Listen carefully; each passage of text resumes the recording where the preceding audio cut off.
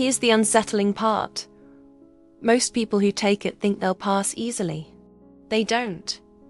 And by the end of this video, you'll know exactly why. And you'll be able to spot the signs in someone else in under 10 seconds. Stay until the end, because question 3 is the one that trips almost everyone up. Psychologists call it the Dark Triad. 3 personality traits that, when combined, describe some of the most difficult people you'll ever meet.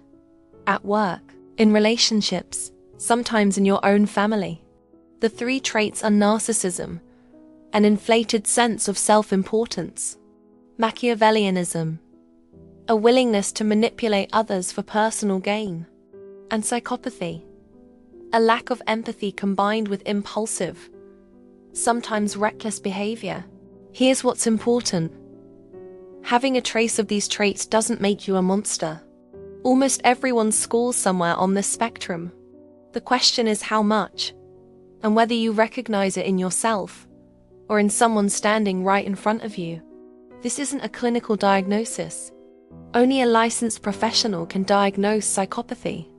But this quick test, based on real psychological research, gives you a surprisingly accurate glimpse. Question 1. You see someone struggling. Maybe they dropped their groceries. Maybe they're crying on a park bench. Your first instinctive reaction is, you feel a pull to help, even if you don't act on it. B. You notice it, but feel mostly indifferent. C. You calculate what helping or not helping would cost or gain you.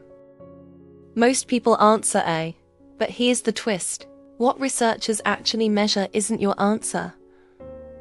It's your reaction time. People high in Dark Triad traits tend to answer instantly, because they've already built a mental script for social situations. Empathetic people often hesitate, because they're actually feeling something, not performing a response. If you answered fast and clean, don't panic yet. Hold that thought for question 3. Question 2. Think of the last time you were wrong about something in an argument. When you finally realized it, what happened first? A. Twinge of embarrassment, then you admitted it. B. You looked for a way to reframe it so you weren't really wrong. C. You genuinely can't remember the last time you were wrong. This one targets something specific. The ability to tolerate a threat to your self-image. People with strong narcissistic traits don't just dislike being wrong. Their brain treats it like a physical threat. Studies using brain imaging show heightened activity in threat response regions when high narcissism subjects are shown evidence they made a mistake. If C sounded a little too familiar, keep that in mind too. Question 3. The one that gets almost everyone. Picture someone who has hurt you badly in the past. Right now, in this moment, do you feel more anger or more nothing? Here's why this question is different from the first 2. Most people expect anger to be the normal answer, and nothing to be the red flag answer. But real psychological research flips this. Chronic, simmering anger that never resolves is actually more associated with a specific dark trait: a poor ability to self-regulate emotion. Meanwhile, nothing, genuine emotional distance from an old wound, is often just a sign of healthy time and healing, not psychopathy. Which means if you lean toward the popular answer, the obvious one, that's not actually what the test was measuring at all. It was measuring whether you assumed you knew the answer before really searching your reaction. So how do you spot these traits in someone else fast? Researchers point to a few visible patterns. 1. Mismatched emotion. Their words say sadness or sympathy, but their face doesn't quite follow along.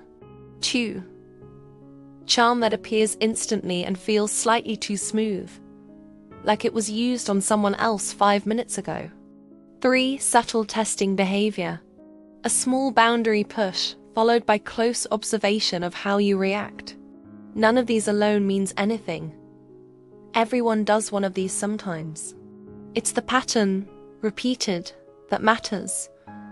And that's something only time reveals, not a dinner conversation. So, how did you score? If you're sitting there a little uneasy, that's actually a good sign. Genuine self-reflection is the opposite of what these traits produce. This test isn't a diagnosis. It's a mirror, and sometimes mirrors are uncomfortable. If anything here genuinely worries you about yourself or someone close to you, that's worth exploring with an actual mental health professional, not a YouTube video. If this made you think, subscribe next week. I'm breaking down the one manipulation tactic almost no one notices until it's already worked on them.